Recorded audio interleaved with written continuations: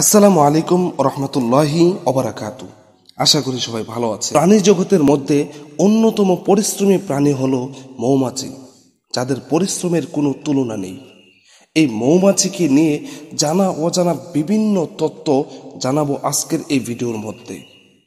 তাই আজকের এই ভিডিওর টাইটেল দিয়েছি মৌমাছির জীবন রহস্য ও মধু উৎপাদন প্রক্রিয়া। তার আগে বলে নিচ্ছি, যারা জুলফিকার মিডিয়া নামক চ্যানেলটিতে নতুন তারা অবশ্যই চ্যানেলটিকে সাবস্ক্রাইব করবেন এবং পাশে থাকা বেল আইকনটিতে ক্লিক করুন, যাতে করে পরবর্তী আপডেটগুলো পেয়ে যান সবার আগে। তাহলে চলুন আলোচনা শুরু করা যাক।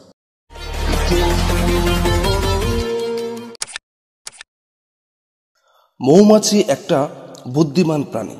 বিজ্ঞানের আবিষ্কারের বহু পূর্বেই, আজ থেকে 1400 বছর আগেই মৌমাছির বুদ্ধিমত্তা ও বিচক্ষণতা সম্পর্কে মহাগ্রন্থ আল কোরআনে বর্ণনা করা হয়েছে।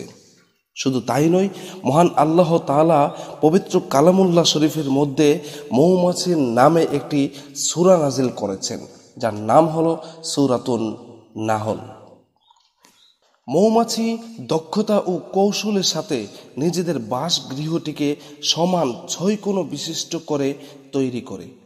ঘরখানি যদি সম 6 কোণ বিশিষ্ট না হয়ে সম চতুষ্কোণ হতো, তাহলে তাদের গোলাকার দেহ ফাঁকে প্রবেশ করতে পারত না, অনেকটা জায়গা বেকার পড়ে থাকত। আবার যদি ঘরটি গোল হতো, তাহলে ঘরগুলোর মাঝে বেশি ফাঁকা থাকত, সেই ক্ষেত্রে মৌচাক বৃথা হয়ে যেত। গোলাকার প্রাণীর জন্য সম 6 কোণ বিশিষ্ট কোঠার মতো সামঞ্জস্যপূর্ণ আর কিছু হতে পারে না। অথচ সম 6 কোণ বিশিষ্ট কোঠার আয়তন গোলাকার কামরার চেয়ে কম। এটা জ্যামিতি শাস্ত্র প্রমাণ করেছে। ফলে মৌমাছি নিজের বাসগৃহ এমনভাবে তৈরি করে যাতে একটু জায়গাও নষ্ট না হয়। চিন্তা করে দেখুন, এই ছোট্ট প্রাণীর উপর মহান আল্লাহ কি অপার করুণা। তিনি কেমন সুন্দরভাবে বাসগৃহ নির্মাণের টেকনিক এদের হৃদয়ে সৃষ্টি করে দিয়েছেন। মৌমাছিকে দেখে আমরা একজন প্রকৌশলীকে মনে করতে পারি, আর সেই প্রকৌশলী সাধারণ কেউ নয়, অত্যন্ত তীক্ষ্ণতার মেধাবী।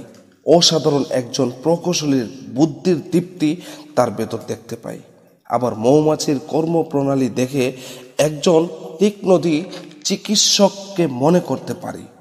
মৌমাছি ফুলের রস থেকে মধু সংগ্রহ করে। মধুর ভিতর মহাকৌশলী আল্লাহ তাআলা মানুষের জন্য রেখেছে সুস্থতা। মহান আল্লাহ তাআলা পবিত্র কালামুল্লাহ শরীফের সূরা নাহলের 69 নম্বর আয়াতে বলেছেন, يخرج من بطونها شراب مختلف ألوانه فيه شفاء للناس। অর্থাৎ তার পেট থেকে বিভিন্ন রঙের পানীয় নির্গত হয়, তাতে মানুষের জন্য রয়েছে রোগের প্রতিকার।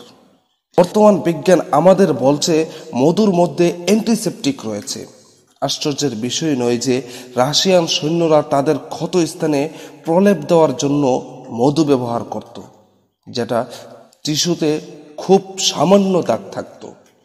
এটা নির্দিষ্ট কিছু অ্যালার্জির চিকিৎসাও ব্যবহৃত হয়।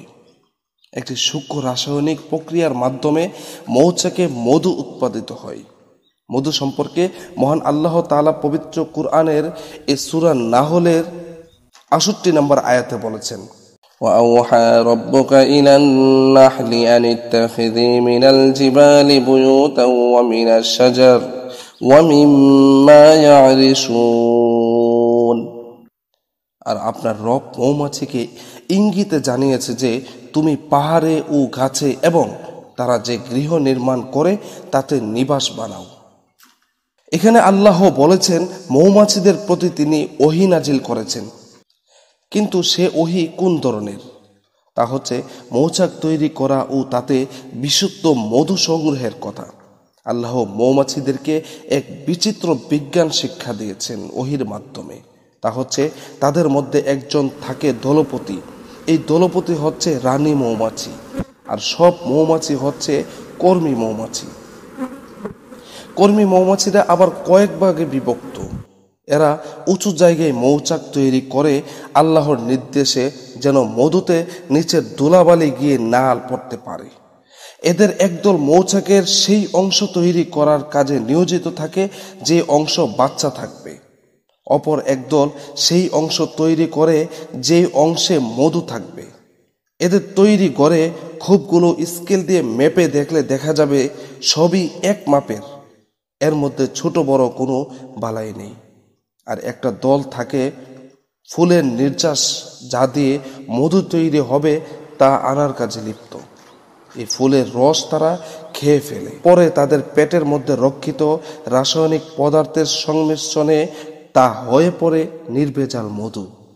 এদেরকে আল্লাহ পথ দেখানোর এমন ব্যবস্থা করেছেন যে 2 মাইল দূর থেকেও যদি মধু সংগ্রহ করে আনে, তবে ঠিক যেই পথ দিয়ে উড়ে যায় তা আঁকাবাঁকা পথ হলেও পুনরায় ঠিক সেই একই পথে নিজেদের চাকে ফিরে আসে। এরা থাকে মধু তৈরির কাজে নিয়োজিত। সুবহানাল্লাহ। আমরা বুঝতে পারলাম যে মহান আল্লাহ তাআলা মৌমাছির মধ্যে এমন কিছু গুণাবলী দিয়েছে, যে গুণাবলীর মাধ্যমে মৌমাছি একটি রানীর নিয়ন্ত্রণে থেকে তারা তাদের কার্যকর্ম পরিচালনা করে। আশা করি আপনারা বুঝতে পেরেছেন মহান আল্লাহ তাআলা কত বড় কুদরত, মহান আল্লাহ তাআলার কত ক্ষমতা, আর মহান আল্লাহ তাআলার কত করুণাময়। তিনি তার প্রত্যেকটা মাখলুকের প্রতি যথেষ্ট খেয়াল রাখেন এবং তিনি তার প্রত্যেকটা মাখলুককে চলার মতো ক্ষমতা দিয়ে দিয়েছেন। আজকের মতো এখানে বিদায়। আসসালামু আলাইকুম ওয়া রাহমাতুল্লাহি ওয়া বারাকাতুহু।